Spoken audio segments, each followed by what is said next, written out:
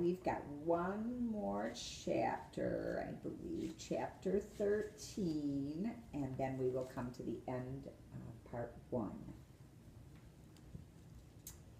A short, squat man poked his head inside Cole's room. Ketchikan can't send a medevac plane until morning, he called out. It's getting dark and weather has set in. The nurse felt Cole's forehead. Looks like you'll be spending the night at Rosie's one-star hotel. Edwin nodded at Cole. If you hadn't guessed, this is Rosie. A rare smile creased his lips. She's the best nurse in Drake. The only nurse, Rosie added. If you live through Rosie, Edwin said, you'll live through anything. Cole shuddered with another spasm of chills as Rosie gave Edwin a light shove. You and Garvey go make yourself useful, she said. Get another blanket. Garvey handed Rosie the towel blanket off a chair beside the bed. Here, we brought this in from the island. It's damp, she said. Grab a fresh one from the closet. When Cole spotted the colorful towel beside him, he felt a sudden warmth. He reached out and grabbed its edge. Garvey studied Cole, letting him clutch the wet towel as Edwin brought another blanket. He squeezed Cole's shoulder. We'll talk more later. Get some rest now. Cole let go of the towel and gripped Garvey's arm. I'm not going anywhere, Garvey reassured him. Rosie and I will be here all night with you. Thanks, Cole whispered. Rosie pushed in beside the bed. This might sting a little. She poked a needle into Cole's left arm. I'm starting an IV drip to get some fluids and antibiotics into you. Finishing, she tilted Cole's head up and put some pills gently inside his mouth. Now take these tablets. They should help the pain. Cole sipped water from the glass she held to his lips and struggled to swallow the pills. When they finally went down, Rosie began working on Cole's wounds. The door opened and another Tlingit woman brought in a thermos of hot soup and set it next to the bed. Rosie turned to Garvey. Maybe you can get some food into this guy. Edwin remained standing along the wall, watching intently as Garvey placed a big pillow under Cole's head and ladled spoonfuls of chicken broth between his cracked lips. Cole's pain dulled as the medication took effect. Sipping soup, he watched Rosie. She worked cheerfully, as if there was nothing in the world she would rather be doing. When she left the room for more dressings, Garvey turned to Cole. That bear used you for a chew toy. He pursed his lips with concern. I'm sorry for getting you into this. Cole had many things he wanted to explain, but he was too weak and too tired now. He shook his head. My fault, he whispered. Garvey glanced at Edwin, who kept his focused gaze. Rosie returned to the bed, her hands filled with rolls of gauze and brown plastic bottle. Garvey moved away from the bed to give her room. You get some rest while Rosie finishes patching you up, he said to Cole. Can't do much patching, Rosie said. He has broken bones. I wish we had him in a hospital tonight. Cole closed his eyes while Rosie cleaned and bandaged his open wounds. The medicine made him sleepy. Finishing her work, Rosie whispered to Garvey, that bear had quite a time with him. He has broken ribs and maybe a broken pelvis. Add to that, hypothermia and a broken leg and arm. I'm surprised he's even talking. Must be a tough kid. Not as tough as he thinks, Garvey whispered back. Edwin murmured, he'll be okay if he never finds a reason to live. He'll be okay if he ever finds a reason to live. Cole heard everyone's words as he drifted off. He slept troubled, dreaming of people he knew coming toward him out of a misty haze. Each person helped him. Garvey fed him. Rosie fixed his wounds. His father gave him money. Edwin offered him advice. His mother cleaned him and handed him new clothes. Cole liked being helped. He liked using people. Suddenly, a bolt of lightning struck, and all the people turned into monsters. Everything they had done for Cole faded, and they laughed at him.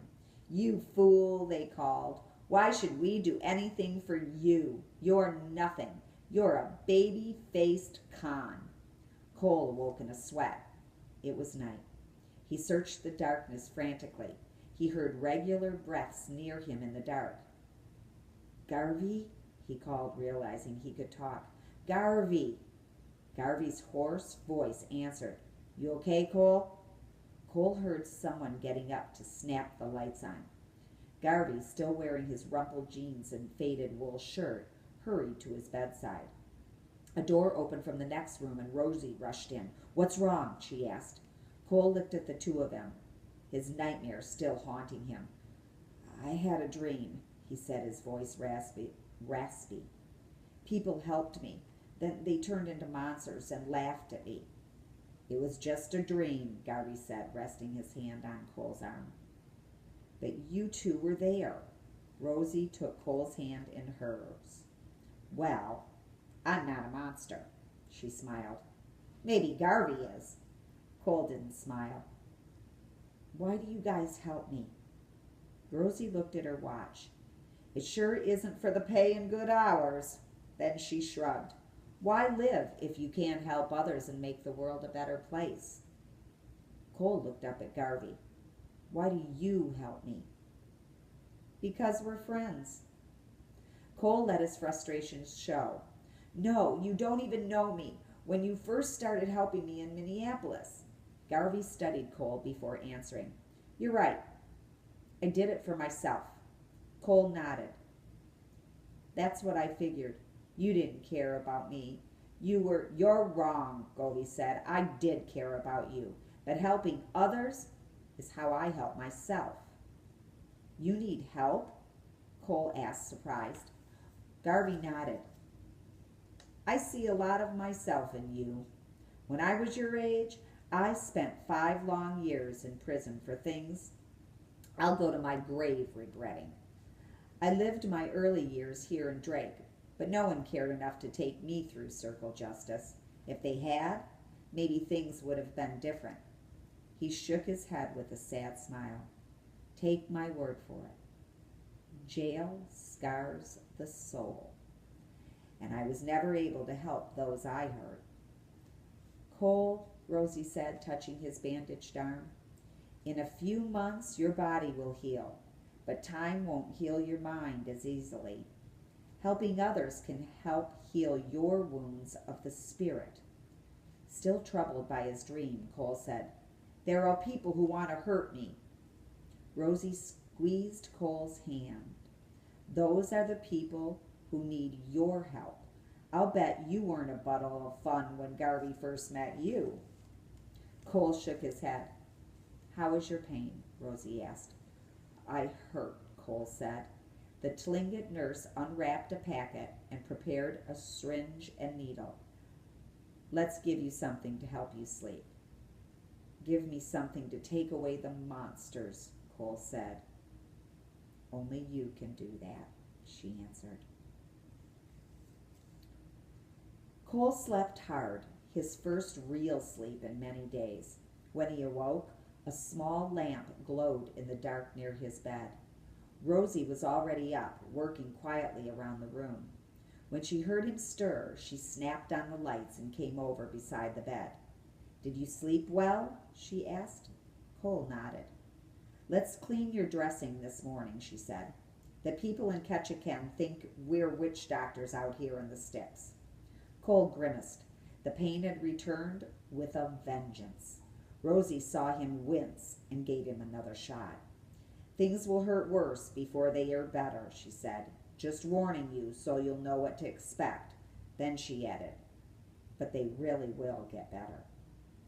While Cole waited for the medication to dull the pain, Garvey sat upright on his cot and stretched the kinks out of his back. He ran a hand through his tousled hair. How about if I get some breakfast, he said. Rosie nodded approval as she hung a fresh IV. Again she took Cole's temperature and pulse. Then she brought over a paper bag containing his clothes. Here, she said, placing the bag beside the bed. There wasn't much left of your clothes, but I had them washed up anyway to take with you. Cole eyed the colorful Atow blanket folded on top of the bag. As Garvey returned with juice and warm oatmeal, Edwin appeared at the door and announced, "The plane is in the air. Should be landing in about 30 minutes. He turned to Rosie. "After Cole eats, let's get him down to the dock. I've got help coming." By the time Cole finished eating, 2 boys from the village had arrived to help lift him. The boys, both Cole's age, eyed him curiously as they carried him on a stretcher out to a waiting van. Rosie rode beside Cole in the van, holding his IV bag. When they reached the marina, the boys again helped Garvey and Edwin carry the stretcher to the end of the dock. Rosie hung Cole's IV from a dock post. "I'll be right back," she said. "I need your medical records from the van." The boys followed Rosie, leaving Edwin and Garvey alone with Cole. Edwin looked out at the horizon, glowing red with early dawn. "Tell me what happened out there," he said. "I didn't think anybody cared about me anymore," Cole said, struggling to speak. "That's why I burned the shelter." Hesitantly, he explained how he had tried to escape the island and how he was mauled trying to kill the spirit bear. "I wanted to kill it because it wasn't scared of me," he admitted. As Garvey and Edwin listened, he continued telling next about the storm. When Cole had finished, Garvey said, "You may never have use of that arm again. Life is made up of consequences, and you've sure made some bad choices." Cole nodded. "My arm isn't important." Garvey gave Cole a puzzled look. "Why do you say that?" "If I like the cake, maybe the ingredients are okay too." Cole smiled weakly. "A famous parole officer told me that once." Garvey raised an eyebrow. "A famous parole officer let you get mauled by a bear.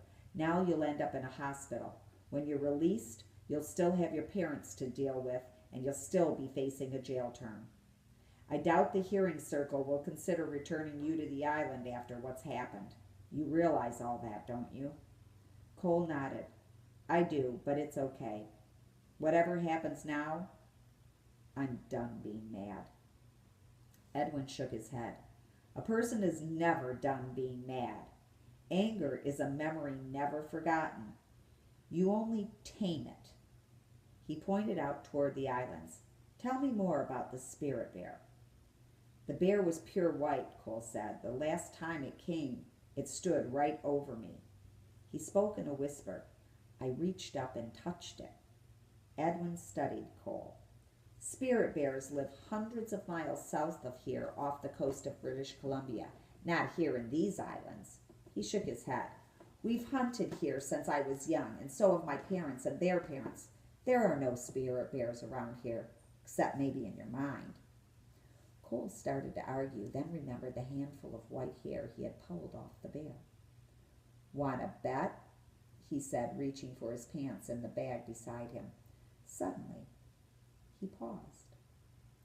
His life had become filled with lies, and the more he lied, the more he always tried to prove he was right. Never had he been strong enough to simply tell the truth. Cole put down the bag. Today, things would change. From now on, he would speak the truth, even if it meant going to jail. He spoke softly. "I don't need to prove anything. I'm telling the truth." Edwin narrowed his eyes at Cole. Then he turned and walked up the dock. "Looks like I'm going to catch a can with you," Garvey said. "I need to go get my things. I'll be right back." As he turned to leave, he winked. "Don't go anywhere." Cole watched Garvey leave. Finding himself alone, he looked out at the mirrored water. Maybe he had never really seen the spirit bear. He strained his neck to make sure nobody was watching, then reached into the paper bag and pulled out his jeans. Carefully, he poked his hand into the front pocket and wrapped his fingers around something matted and fuzzy. He pulled his hand from the bag and opened his fist. There, in the palm of his hand, was a wad of hair. Cole stared. The hair was white, all white. It's true, he whispered. I wasn't lying. Deliberately, he raised his hand and tossed the hair into the water. Beginning today, he would tell the truth. His words would become his only proof. As loud voices approached the dock and a plane droned overhead, circling to land, Cole watched the white patch of hair. It floated on the water, and the breeze tugged it out, away from the dock. The little clump bobbed about, drifting with the tide, then finally blinked from sight. Smiling, Cole rested his head on the stretcher. Edward had said that anger was a memory never forgotten. That might be true, but the spirit bear was also a memory that would never disappear from his mind or heart. End of part 1.